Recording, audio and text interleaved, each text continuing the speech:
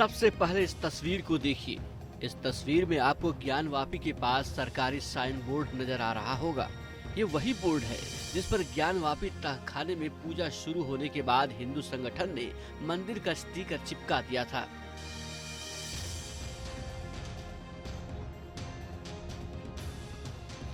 और अब दूसरी तस्वीर देखिए।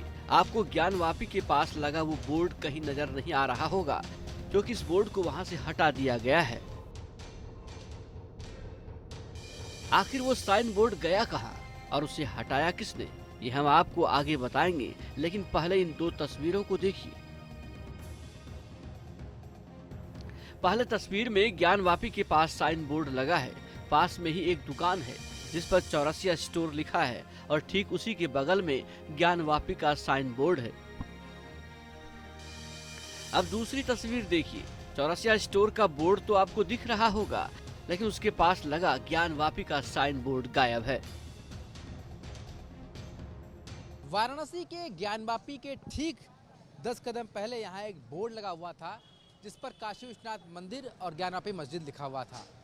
पर जब तहखाने में पूजन शुरू हुआ तो एक हिंदूवादी संगठन के नेता ने वहाँ पर मंदिर का कागज चिपका दिया। उसके बाद उसके ऊपर मुकदमा दर्ज हुआ और इस बोर्ड को यहाँ से हटा दिया गया है। अब यहाँ पर कोई भी बोर्ड किसी तरीके का ज्ञानवापी संबंधित लगा हुआ दिखाई नहीं देता है। दरअसल ज्ञानवापी के पास मस्जिद लिखे साइन बोर्ड को हटा लिया गया है और इसे किसी और ने नहीं, प्रशासन ने ही हटवाया है। तर्क है कि ज्ञानवापी के पास लगे सरकारी साइन बोर्ड पर मंदिर का स्टिकर चिपकाने के बाद विवाद बढ़ गया था। इस मामले में एफआईआर भी दर्ज हो चुकी है। इसके बाद माहौल खराब होने का अंदेशा भी था। प्रशासन ने इलाके में कानून व्यवस्था को देखते हुए अब यहाँ से साइन बोर्ड को हटा दिया है। हालांकि इसके पीछे जो पुलिस है वो कैमरे के सामने तो नहीं आई, पर उसके पीछे उसका तर्क ये है कि इसके चलते लॉ एंड ऑर्डर में प्रॉब्लम हो सकती थी और इसीलिए इस बोर्ड को यहाँ से हटा दिया गया है।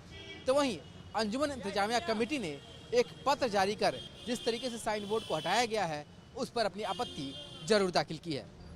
दरअसल 31 साल बाद ज्ञानवापी के व्यास जी के तहखाने में पूजा का अधिकार मिला है।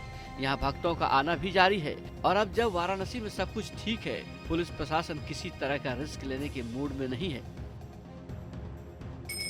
ज्ञानवापी के व्यास जी के तहखाने में आरती हो रही है, भजन चल रहा है, श्रद्धालुओं की भीड़ है, लेकिन ये सब हो पाया है 31 साल के इंतजार के बाद। दरअसल दिसंबर 1993 तक ज्ञानवापी में व्यास जी के तहखाने में पूजा होती रही है। 1993 के पहले इस तहखाने में सोमनाथ व्यास पूजा किया करते थे, लेकिन दिसंबर 1993 में प्रशासन ने इस तहखाने को बंद कर दिया। तहखाने में व्यास परिवार का पूजा का अधिकार भी छीन लिया गया। लेकिन पिछले ही 25 सितंबर 2023 को व्यास परिवार के शैलेंद्र व्यास ने वाराणसी कोर्ट में एक याचिका दायर की और अब वाराणसी कोर्ट ने व्यास परिवार को पूजा का अधिकार दे दिया है। अब ज्ञानवापी की सुरक्षा को लेकर पुलिस प्रशासन सजग है, पहले से ज्यादा अलर्ट भी, लिहाजा हर वो कदम उठा रही है जिससे कानून व्यवस्था बनी रहे और ज्ञानवापी के आसपास के इलाके में तनाव न रहे, बल्कि भाईचारे का माहौल बने। वाराणसी से न्यूज नेशन के लिए सुशांत मुखर्जी की रिपोर्ट।